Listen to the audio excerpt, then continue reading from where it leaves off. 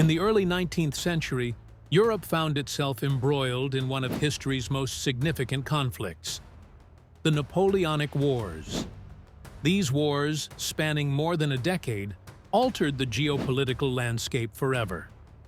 Today, we'll delve into a pivotal era within these tumultuous times, exploring the events from the legendary Battle of Trafalgar to the turning point at Friedland. Our journey begins on October 21st, 1805, a date engraved in the annals of history, marking the Battle of Trafalgar. Off the coast of Spain, the British Royal Navy, under Admiral Horatio Nelson, clashed with the combined fleets of France and Spain. This epic sea battle wasn't just a struggle for naval supremacy. It was a decisive blow to Napoleon Bonaparte's ambitions of invading Great Britain.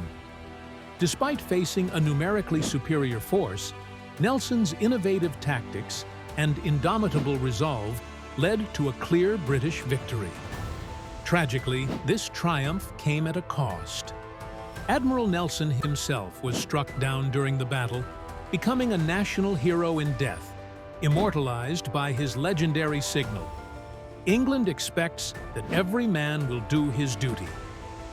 Nelson's victory at Trafalgar ensured Britain's control of the seas, but failed to curb Napoleon's dominance on land. The French emperor, undeterred by defeat at sea, turned his focus towards consolidating his power across the European continent. By 1806, his Grande Armée had crushed the Prussian forces at the Battle of Jena-Auerstedt. With the road to Eastern Europe open, Napoleon's sights were set on the heart of the Holy Roman Empire, the Austrian Empire. Yet, it was more than mere military conquest fueling Napoleon's unprecedented success. The Napoleonic Code, a comprehensive set of civil laws, reformed legal statutes not just in France, but across territories under French control. For Napoleon, these laws represented the Enlightenment ideals of rationality and equality before the law. As French victories piled up, so did the spread of these revolutionary principles, embedding a legacy that outlasted his empire. Fast forward to 1807, Napoleon's army found themselves facing a new coalition on the plains of Friedland. This engagement with the Russian forces, led by General Bennigsen, was more than just a battle. It was a struggle for continental dominance.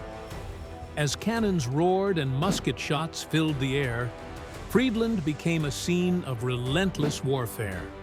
Napoleon, using the same masterful strategies that had brought him success after success, positioned his forces to encircle the Russian army.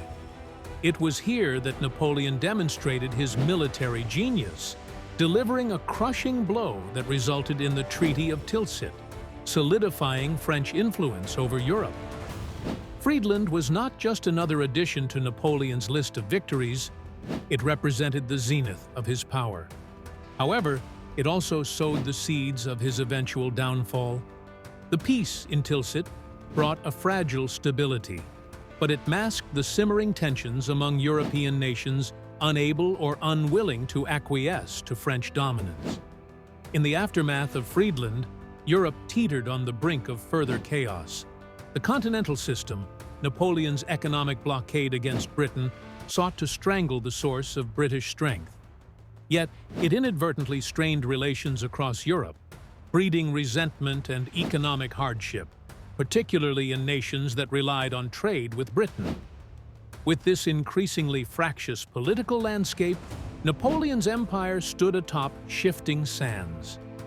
Although his armies and ideas appeared invincible, the rise to such unparalleled heights only made the following fall more precipitous.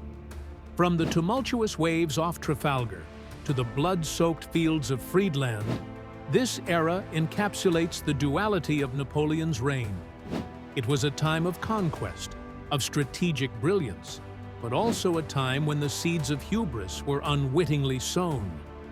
As history moved forward, Europe would again find itself at a crossroads, reshaped by the echo of these battles and the indelible mark left by one man's legacy.